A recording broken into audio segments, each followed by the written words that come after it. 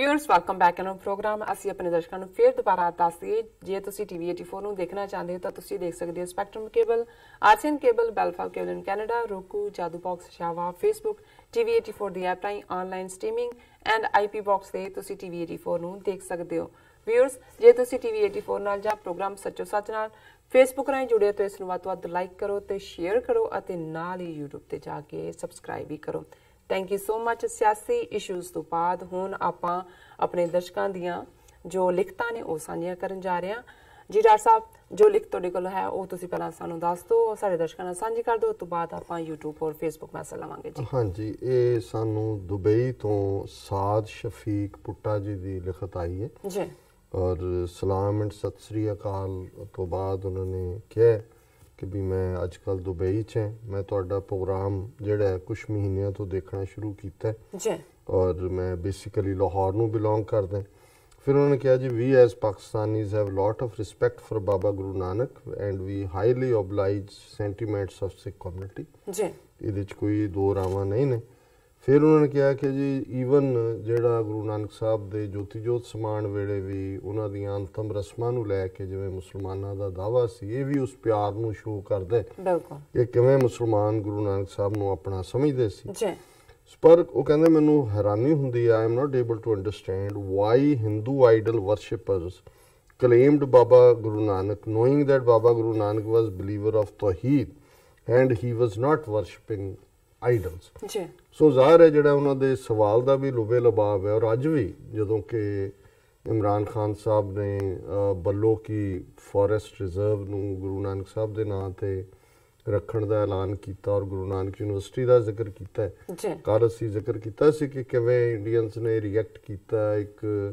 Retired general ਨੇ ਜਿਹੜਾ Tribune 'ਚ ਬੜਾ ਜਿਹੜਾ ਭੜਕਾਊ ਆਰਟੀਕਲ ਵੀ ਲਿਖਿਆ ਉਹਨੇ ਕਿਹਾ ਜੀ ਨਹੀਂ ਇਹ ਇਕੱਲਾ ਕੋਈ ਸਿੱਖਾਂ ਦਾ ਮੱਕਾ ਮਦੀਨਾ ਥੋੜੀ ਪਾਕਿਸਤਾਨ ਪੰਜਾਬੀ ਹਿੰਦੂ ਵੀ ਬੜਾ ਮੰਨਦੇ ਨੇ ਗੁਰੂ ਨਾਨਕ ਸਾਹਿਬ ਨੂੰ ਹਿੰਦੂਆਂ 'ਚ ਵੀ ਬੜਾ ਸੋ ਜ਼ਾਹਰ ਹੈ ਜਿਹੜਾ ਇਸ਼ਾਰਾ ਇਹਨਾਂ ਨੇ ਸ਼ਫੀਕ ਜੀ ਨੇ ਕੀਤਾ ਹੈ ਸਾਦਾ ਸ਼ਫੀਕ ਜੀ ਨੇ ਕਿ ਜ਼ਾਹਰ ਹੈ ਕਿ ਵੀ ਜਦੋਂ ਕਿਸੇ ਮਜ਼ਹਬ ਦੀ ਬੁਨਿਆਦ ਕਿਸ ਚੀਜ਼ ਤੇ ਰੱਖੀ ਗਈ ਜੀ ਪਿਛੋਕੜ 'ਚ ਤਾਂ ਤੁਹਾਡਾ ਉਹੀ ਹੁੰਦਾ ਹੈ ਜਿਹੜਾ ਤੁਹਾਡੇ ਪਿਛੋਕੜ 'ਚ ਹੁੰਦਾ ਬਿਲਕੁਲ ਹੁਣ ਜੇ ਇਸਲਾਮ ਲਗਭਗ 1450 ਸਾਲ ਪਹਿਲਾਂ ਹੋਣ ਚਾਹੁੰਦੇ ਉਸ ਤੋਂ ਪਹਿਲਾਂ ਕ੍ਰਿਸਚੀਅਨਿਟੀ ਸੀ ਆਲਮੋਸਟ 550-600 ਸਾਲ ਪਹਿਲਾਂ ਉਸ ਤੋਂ ਵੀ ਪਹਿਲਾਂ ਜੂਡਾਇਜ਼ਮ ਸੀ ਹਾਲਾਂਕਿ ਇਹਨਾਂ ਤਿੰਨਾਂ ਹੀ ਵੱਡੇ ਮਜ਼ਹਬਾਂ ਦੇ ਜਿਹੜਾ ਹੈ ਉਹ ਪ੍ਰੋਫਿਟ ਵੀ ਸਾਂਝੇ ਨੇ ਜਿਵੇਂ ਮੈਂ ਅਕਸਰ ਜ਼ਿਕਰ ਕਰਦਾ ਮੋਜ਼ਿਸ ਜਿਹੜੇ ਨੇ ਹਜ਼ਰਤ ਮੂਸਾ ਬਣ ਜਾਂਦੇ ਨੇ ਜੀਸਸ ਹਜ਼ਰਤ ਈਸਾ ਨੇ ਡੇਵਿਡ ਜਿਹੜੇ ਨੇ ਹਜ਼ਰਤ ਦਾਊਦ ਨੇ ਲੇਕਿਨ ਇਹਦਾ ਮਤਲਬ ਇਹ ਤਾਂ ਨਹੀਂ ਹੈ ਕਿ ਵੀ ਇਸਲਾਮ ਨੂੰ ਤੁਸੀਂ ਕਹੋਗੇ ਜੀ ਇਹ ਵੱਖਰਾ ਮਜ਼ਹਬ ਨਹੀਂ ਕਿਉਂਕਿ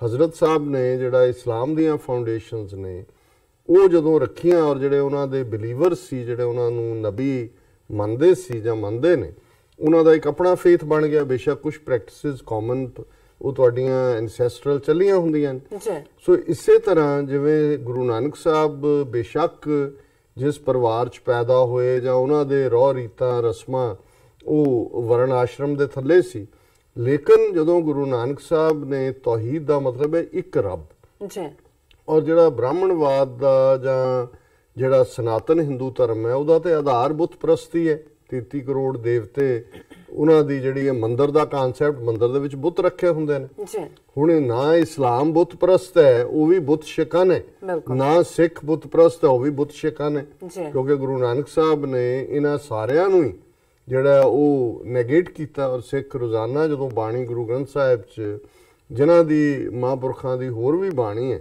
ਉਹ ਤਾਂ ਜ਼ਾਹਰਾ ਤੌਰ ਦੇ ਉੱਤੇ ਜਦੋਂ ਅਸੀਂ ਭਗਤ ਕਬੀਰ ਜੀ ਦਾ ਇਹ ਸ਼ਬਦ ਪੜ੍ਹਦੇ ਹਾਂ ਕਿ ਪਾਤੀ ਤੋਰੈ ਮਾਲਨੀ ਪਾਤੀ ਪਾਤੀ ਜੀਓ ਜਿਸ ਪਾਹਨ ਕੋ ਪਾਤੀ ਤੋਰੈ ਸੋ ਪਾਹਨ ਨਿਰਜੀਓ ਭੂਲੀ ਮਾਲਨੀ ਹੈ ਇਹੋ ਸਤਿਗੁਰ ਜਾਗਤਾ ਹੈ ਉਹ ਤਾਂ ਮਾਲਣ ਨੂੰ ਜਿਹੜੀ ਕਿ ਬੁੱਤ ਦੀ ਪੂਜਾ ਦੇ ਲਈ ਫੁੱਲ ਤੋੜ ਕੇ ਲਿਆ ਰਹੀ ਹੈ ਉਹਨੂੰ ਉਹ ਡਾਂਟ ਰਹੇ ਨੇ ਕਿ ਵੀ ਤੂੰ ਇੱਕ ਮੁਰਦਾ ਪੱਥਰ ਦੇ ਲਈ ਇੱਕ ਜਿਉਂਦੇ ਜਾਗਦੇ ਧੜਕਦੇ ਪਲਾਂਟ ਨਾਲੋਂ ਉਸ ਫੁੱਲ ਨੂੰ ਤੋੜ ਰਹੀ ਹੈ ਤੂੰ ਕਿੱਥੇ ਭੁੱਲੀ ਹੋਈ ਹੈ ਕਿ ਸਤਿਗੁਰ ਰੱਬ ਜਿਹੜਾ ਹੈ ਉਹ ਜਾਗਤ ਹੈ ਉਹ ਪੱਥਰ 'ਚ ਨਹੀਂ ਬੈਠਾ ਹੋਇਆ ਬਿਲਕੁਲ ਸੋ ਜ਼ਾਹਰ ਹੈ ਕਿ ਵੀ ਇਹਨਾਂ ਦਾ ਇਹ ਕਹਿਣਾ ਹੈ ਵੀ ਇਹ ਕਿਵੇਂ ਕਲੇਮ ਕਰਦੇ ਨੇ ਫਿਰ ਉਹਨਾਂ ਨੇ ਕਿਹਾ initially I was thinking Sikhs are also a segment of Hinduism because Indian media projects Sikhs as Hindus as well.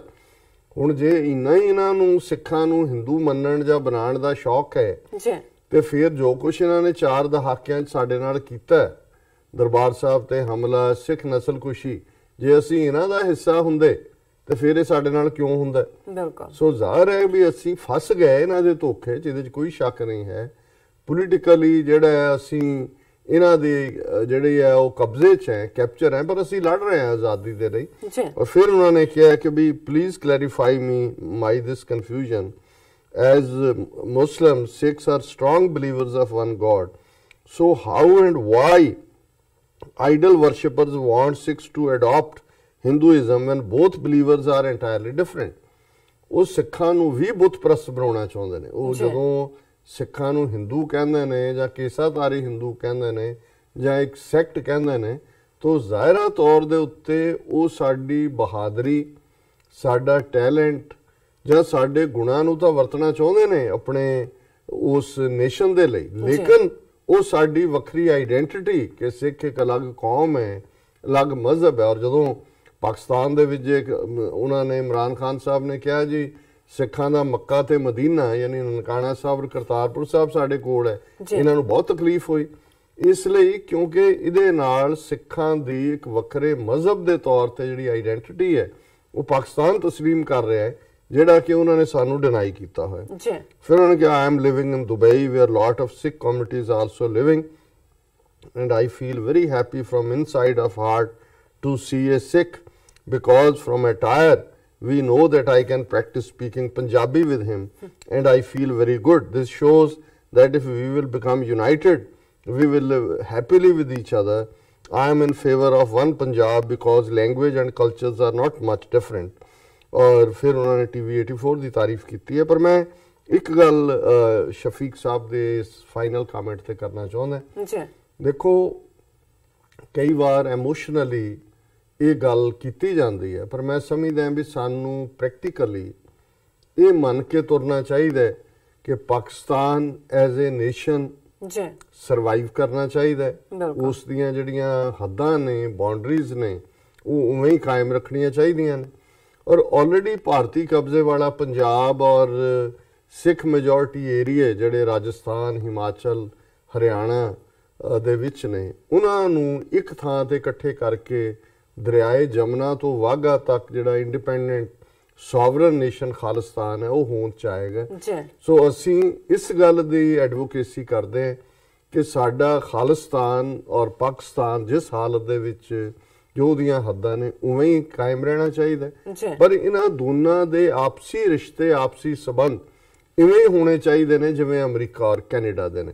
ਸੋ ਅਸੀਂ ਜਿਹੜੀਆਂ ਬਾਉਂਡਰੀਜ਼ ਨੂੰ ਤੋੜ ਕੇ ਜਾਂ ਜਿਹੜਾ ਕਈਆਂ ਦਾ ਹੁੰਦਾ ਹੈ ਕਿ ਜੀ ਇੱਕ ਪੰਜਾਬ ਹੋ ਜਾਏ, ਨਹੀਂ, ਅਸੀਂ ਇਸ ਗੱਲ ਨੂੰ ਇਹ ਸਮਝਦੇ ਹਾਂ ਵੀ ਅਸੀਂ ਚੰਗੇ ਸਬੰਧ ਚਾਹੁੰਦੇ ਹਾਂ, ਪਰ ਅਸੀਂ ਪਾਕਿਸਤਾਨ ਦੀ ਸਲਾਮਤੀ ਔਰ ਹਰ ਹਾਲਤ ਦੇ ਵਿੱਚ ਜਿਹੜਾ ਹੈ ਉਹਨਾਂ ਦੇ ਨਾਲ ਭਵਿੱਖ ਦੇ ਚੰਗੇ ਸਬੰਧ, ਇਹ ਸਾਡਾ ਆਧਾਰ ਹੈ।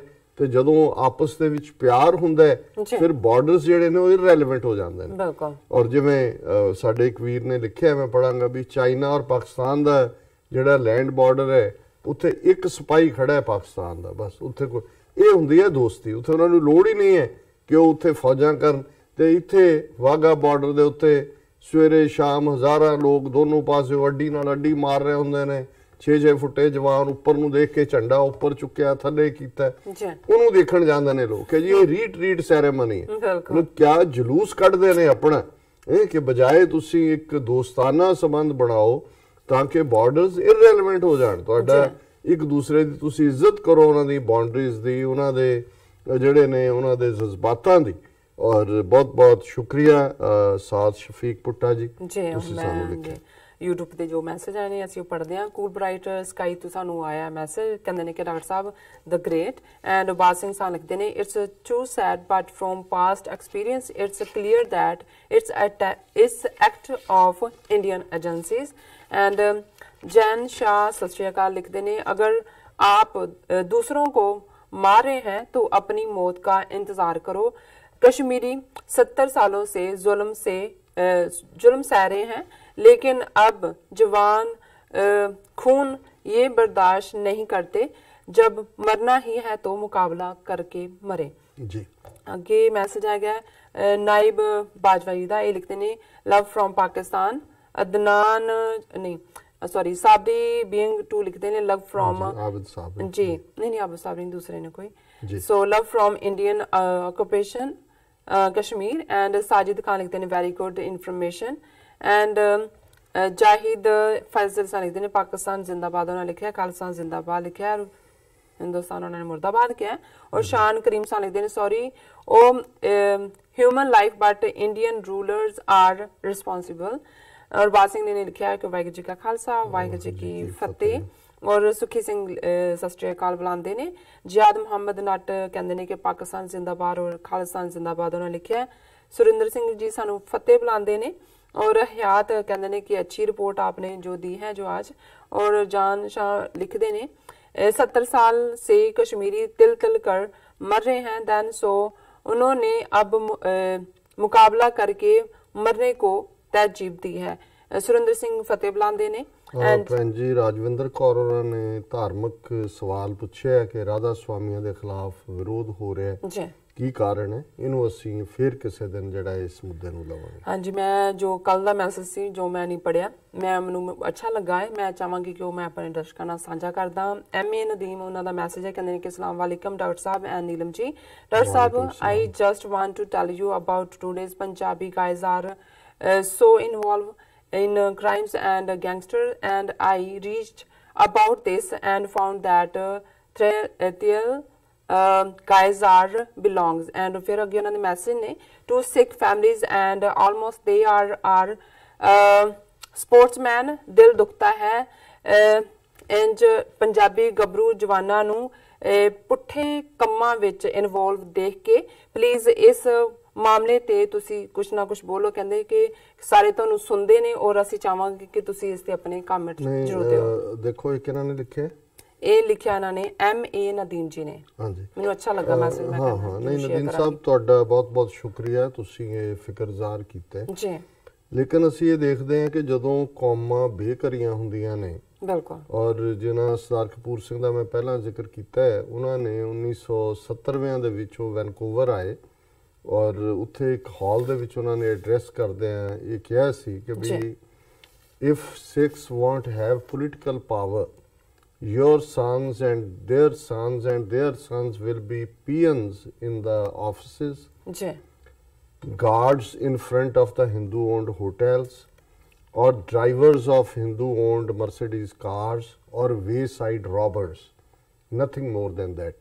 ਕਿ ਜੇ ਸਿੱਖਾਂ ਦੇ ਕੋਲ ਸਿਆਸੀ ਤਾਕਤ ਨਾ ਆਈ ਤਾਂ ਤੁਹਾਡੇ ਬੱਚੇ ਤੇ ਉਹਨਾਂ ਦੇ ਬੱਚੇ ਤੇ ਉਹਨਾਂ ਦੇ ਬੱਚੇ ਜਾਂ ਤੇ ਦਫ਼ਤਰਾਂ ਦੇ ਵਿੱਚ ਚਪੜਾਸੀ ਲੱਗੇ ਹੋਣਗੇ, ਜਾਂ ਹਿੰਦੂਆਂ ਦੀਆਂ ਮਲਕੀਤਾਂ ਵਾਲੇ ਹੋਟਲਾਂ ਦੇ ਬਾਹਰ ਸਿਕਿਉਰਿਟੀ ਗਾਰਡ ਹੋਣਗੇ, ਜਾਂ ਉਹਨਾਂ ਦੀਆਂ ਮਰਸੀਡੀਜ਼ ਗੱਡੀਆਂ ਦੇ ਡਰਾਈਵਰ ਹੋਣਗੇ, ਜਾਂ ਲਟੇਰੇ ਹੋਣਗੇ। ਸੋ ਅੱਜ ਜਿਹੜਾ ਸਾਡਾ ਇੱਕ ਵੱਡਾ ਹਿੱਸਾ ਪੰਜਾਬ ਦੇ ਵਿੱਚ ਜਿਹੜਾ ਗੈਂਗਸਟਰ, ਡਰੱਗਸ, ਦੂਜੇ ਤੀਜੇ ਨੂੰ ਡੀਲ ਕਰਦਾ ਹੈ, ਔਰ ਉਹੀ ਬਿਮਾਰੀ ਜਿਹੜੀ ਹੈ ਕਿਉਂਕਿ ਉੱਥੋਂ ਉਹ ਸਫ਼ਰ ਕਰਦੇ ਨੇ। ਈਵਨ ਅਸੀਂ ਇਹਨਾਂ ਮੁਲਕਾਂ ਦੇ ਵਿੱਚ ਵੀ ਦੇਖ ਰਹੇ ਹਾਂ, ਕੈਨੇਡਾ 'ਚ ਖਾਸ ਤੌਰ 'ਤੇ। ਔਰ ਇੱਕ ਰੀਜ਼ਨ ਇਹਦੇ ਨਾਲ ਇੱਕ ਤਾਂ ਤੁਹਾਡਾ ਜਦੋਂ ਤੁਸੀਂ ਦਿਸ਼ਾਹੀਨ ਹੁੰਦੇ ਹੋ, ਅਸੀਂ ਇਹਨੂੰ ਕਹਿੰਦੇ ਹਾਂ ਕਿ ਡਾਇਰੈਕਸ਼ਨਲੈਸ, ਕਿੱਧਰ ਜਾਣਾ, ਉਹਨਾਂ ਕੌਮਾਂ ਦੇ ਬੱਚੇ ਬੱਚੀਆਂ ਵੀ ਰੋਲ ਜਾਂਦੇ ਨੇ। ਦੂਸਰਾ ਮੈਂ ਸਮਝਦਾ ਵੀ ਜਿਹੜੇ ਇਹਨਾਂ ਮੁਲਕਾਂ 'ਚ ਅਮਰੀਕਾ, ਕੈਨੇਡਾ ਜਾਂ ਹੋਰ ਥਾਵਾਂ 'ਤੇ ਆ ਕੇ ਡਰੱਗਸ ਵੱਲ ਜਾਂਦੇ ਨੇ, ਉੱਥੇ ਫਿਰ ਇਹਨਾਂ ਮੁਲਕਾਂ ਦੀ ਬਿਮਾਰੀ ਜਿਹੜੀ ਗਰੀਡ ਹੈ, ਲਾਲਚ ਹੈ, ਕੁਇਕਲੀ ਅਮੀਰ ਹੋਣ ਦੀ ਗੱਲ ਹੈ, ਜਾਂ ਜਿਹੜੀਆਂ ਸਾਡੀਆਂ ਸਮਾਜਿਕ ਵੈਲਿਊਜ਼ ਨੇ ਜਿਹਦੇ 'ਚ ਅਸੀਂ ਪੈਸੇ ਨੂੰ ਤਰਜੀਹ ਦਿੰਦੇ ਹਾਂ, ਇਮਾਨਦਾਰੀ ਨੂੰ ਨਹੀਂ। ਇਮਾਨ ਮੈਟਰ ਨਹੀਂ ਕਰਦਾ, ਸਾਡੇ ਲਈ ਇਹ ਹੁੰਦਾ ਕਿ ਕੌਣ ਕਿਹਦੇ ਕੋਲ ਕਿੰਨਾ ਪੈਸਾ ਹੈ। ਸੋ ਇਹ ਵੀ ਇੱਕ ਦੌੜ ਹੈ ਜਿੱਥੇ ਉੱਥੋਂ ਦੇ ਸਿਸਟਮ 'ਚ ਇਹ ਸਾਰੇ ਦੇ ਲਈ ਉਹ ਸਿਸਟਮ ਜ਼ਿੰਮੇਵਾਰ ਹੈ ਜਿਨ੍ਹਾਂ ਦੇ ਹੱਥ 'ਚ ਪੋਲੀਟੀਕਲ ਪਾਵਰ ਹੈ, ਔਰ ਇੱਥੇ ਅਸੀਂ ਇਸ ਗਰੀਡ ਦੀ ਦੌੜ ਦੇ ਵਿੱਚ ਜਿਹੜਾ ਹੈ ਉਹ ਦਾਖਲ ਹੈ।